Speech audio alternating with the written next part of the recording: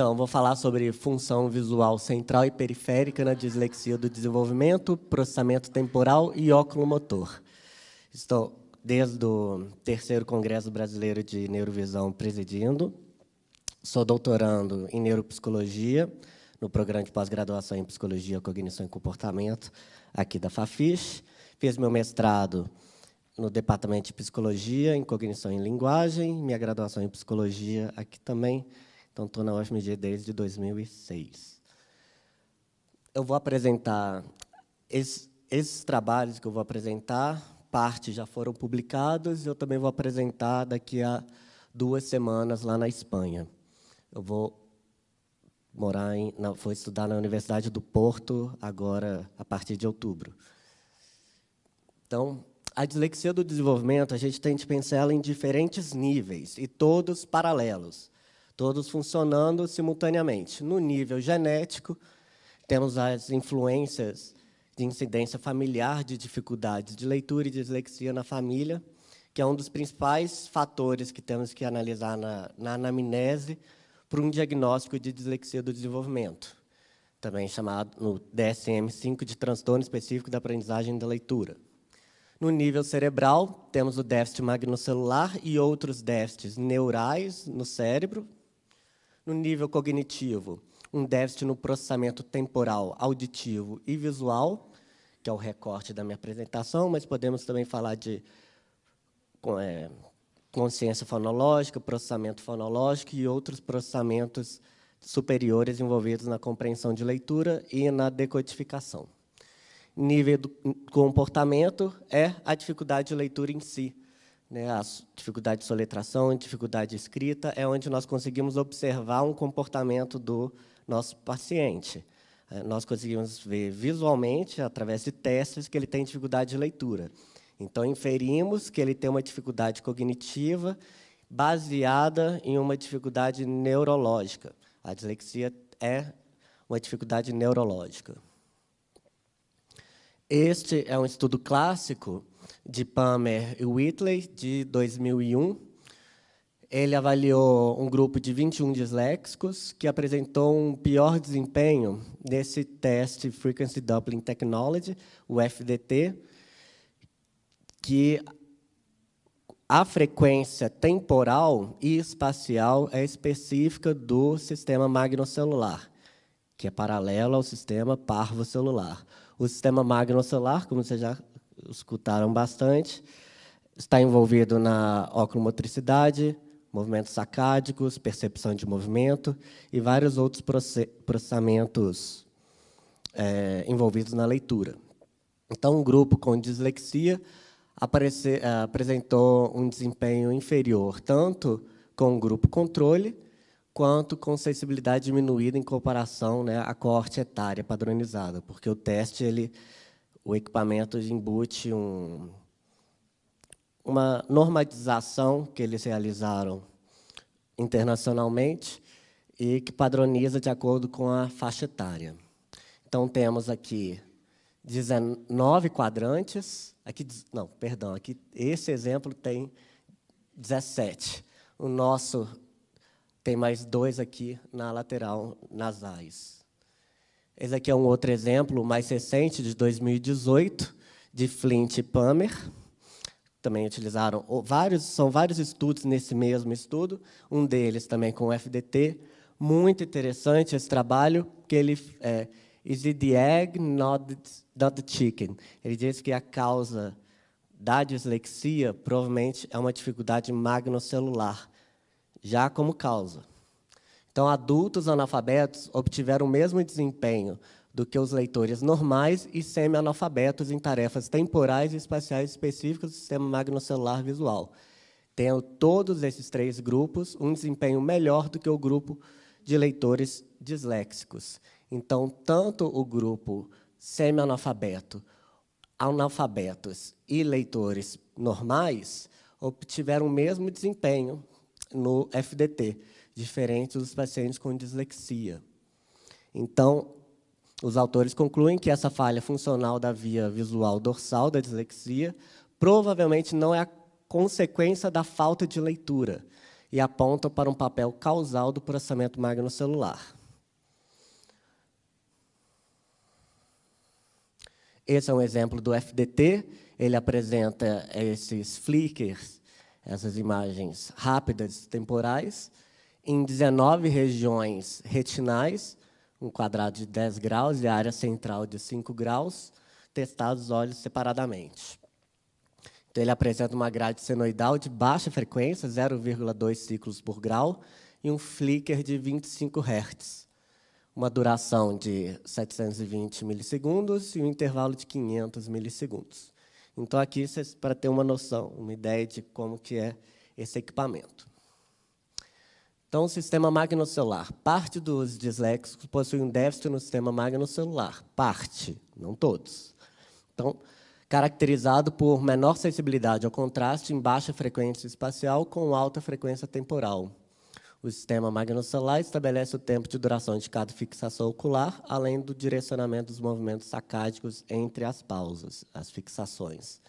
O objetivo desse trabalho foi verificar se os participantes com dislexia do desenvolvimento, atendidos lá no Hospital de Olhos, apresentam um déficit na função visual central e ou periférica, quando comparados ao grupo controle. Então, encontrei 74 pacientes, mas eu estou quase chegando a 100 pacientes. Espero que na hora da publicação do artigo eu já vou aumentar esse N. Consegui parear esse grupo de dislexia com o grupo controle, ambos os grupos com 74 participantes, uma faixa etária de 7 a 51 anos, a idade média de 15 anos, 74% de homens e 39% em ambos os grupos de canhotos. Então, grupo controle pareado por idade, gênero e lateralidade. Todos atendidos no Departamento de Neurovisão do Hospital de Olhos de Minas Gerais, Clínica Dr. Ricardo Guimarães. Os participantes com dislexia, obviamente, apresentaram mais distorções visuais no IRPS, que é o Early Perceptual Reading Scale, que eu vou falar, mais dificuldade visual com leitura e mais desconforto visual com leitura, também do IRPS, e apresentam menos palavras por minuto do que o grupo controle. Agora, visão central, voltada para o sistema parvo-celular, acuidade visual. Estatisticamente, deu significativa diferença, mas o grupo controle, o grupo com disléxicos, apresenta boa acuidade visual. Eles apresentam boa visão. Mas 9 participantes, né, com dislexia apresentavam uma visão 20/30 20/50. E apenas uma pessoa do grupo controle. É claro que, dentre o grupo, né, o grupo com dislexia, a maioria não apresenta uma dificuldade de acuidade visual. Muitos pacientes apresentaram uma dificuldade de estereopsia, que é uma dificuldade de percepção de profundidade, e uma aforia lateral, que está aqui em prisma. Então, deu 0,046, quase próximo do limite. Então, está limítrofe. Mas, quando a gente avalia a visão periférica com o FDT, nós identificamos um valor muito mais significativo e um tamanho de efeito clínico muito forte, acima de 0,8, que seria forte. Então, bastante forte essa diferença entre o grupo com dislexia e o grupo controle.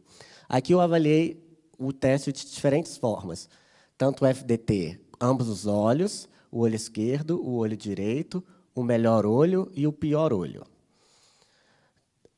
Aqui a faixa veio de menos 2,5 no melhor olho até menos 4,3 no pior olho. Já o grupo controle fica próximo de 0. É esperado que em média da população se tenha 0 decibéis nesse teste. Já os grupos com dislexia, em média, né, 3,5. E os estudos anteriores estavam na faixa de 4,5 a 5 pontos. Então, os resultados estão próximos da literatura. Esse trabalho nós publicamos com o efeito das lâminas espectrais na folha logopédica e foniátrica. Essa amostra gerou 2 artigos, um deles aceito finalmente ontem, na revista Cefac. Então, já nem podemos mais mexer nesse artigo, porque a editoração já passou, felizmente. Mas esse já está publicado desde 2017. Mas é com a mesma amostra de 68 crianças, lá de São Paulo, do 5º e 6º ano. Critério de exclusão, sem alterações oftalmológicas, refracionais, não corrigidas, ou problemas audiológicos. Então, menos 14 crianças excluídas da amostra. Aplicamos 3 instrumentos, a escala de percepção visual de leitura, o teste de taxa de leitura e o teste do padrão de duração.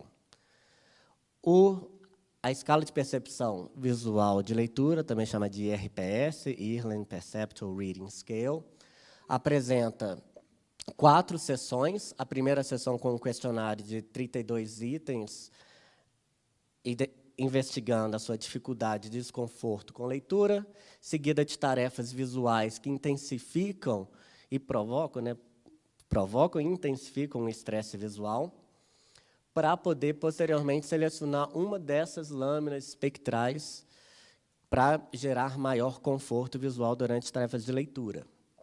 Por fim, tem a seleção das distorções visuais. Esse é o questionário de dificuldades. Com a leitura, todas essas tarefas envolvem alguma parte visual, mas já no desconforto tem mais queixas, como seus olhos incomodam, vermelhos lacrimejam, se doem, ardem, ficam secos, mais voltados inicialmente para o olho, sintomas físicos, dor de cabeça, tontura, dores do estômago, arregala os olhos, aperta os olhos ou franze a testa, e pisca com frequência. Já o outro teste, esse trabalho foi premiado com o melhor trabalho no Encontro Mineiro de Neuropsicologia Escolar, agora em março.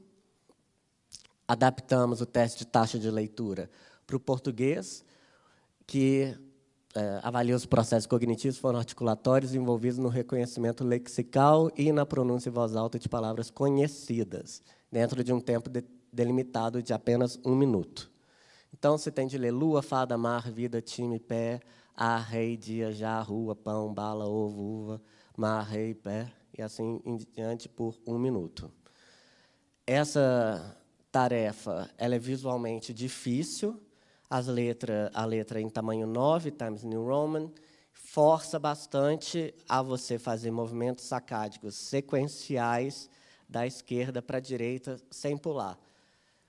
Diferente de uma leitura de texto, que muitas vezes a gente começa do meio, vai passando o olho pela página. Esse não, você tem que ler palavra por palavra em sequência. E isso visualmente é cansativo, principalmente quando se sai de uma linha e vai para a linha inferior, principalmente já no meio do teste.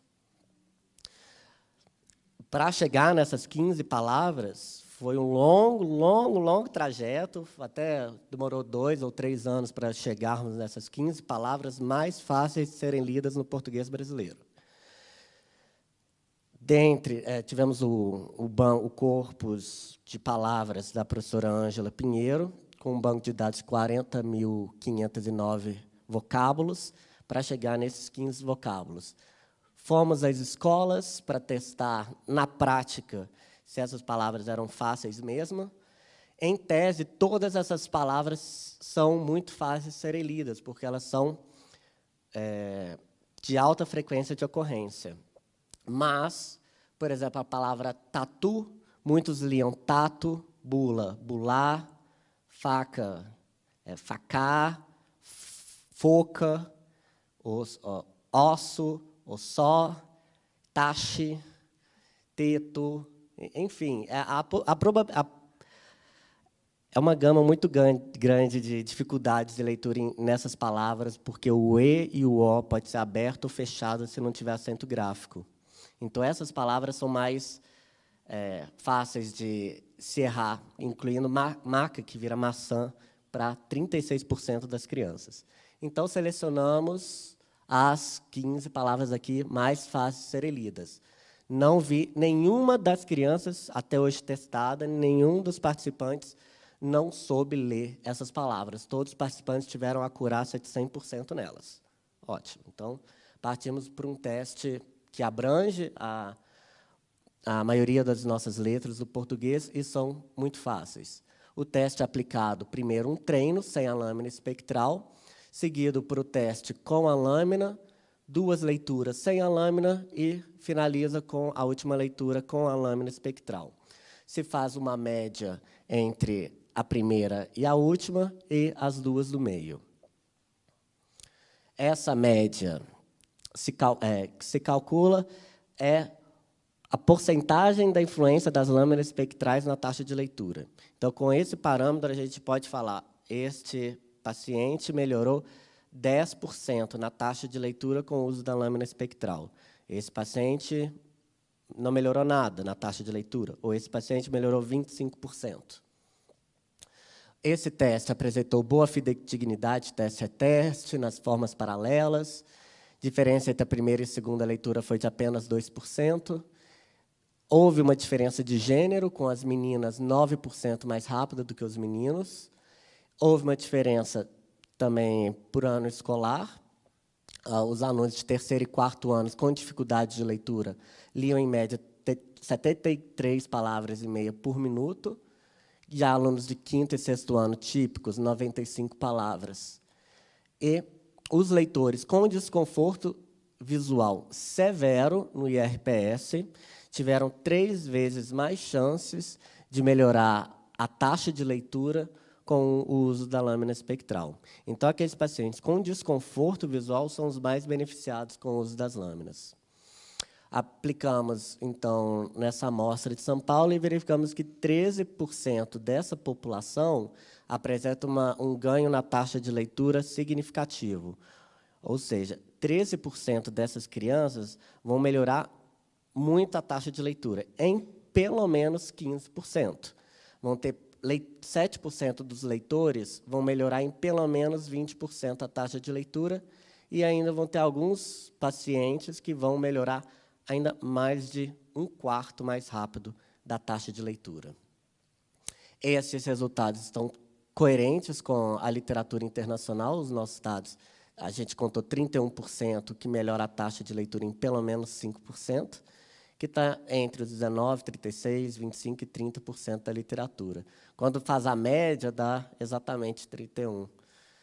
Também 22%, 22%, 18%, 13%, 14%, e aqui 23%, igual a 5% e 3% da literatura. Que eu já falei o resultado. Então, esse foi esse trabalho, relação entre processamento temporal e auditivo e visual na habilidade de leitura, foi aceito ontem pela revista Cefac, que é uma revista de fonoaudiologia aqui brasileira.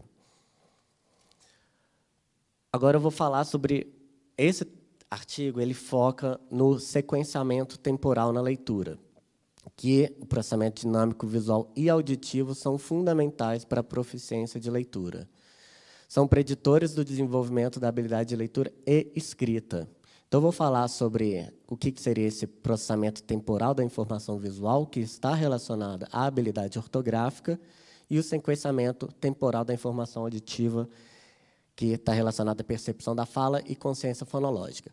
Aqui eu peguei no artigo as 5 definições que colocamos sobre o sequenciamento temporal da informação visual, que é, primeira definição, formação de representações precisas da ordem das letras em uma palavra.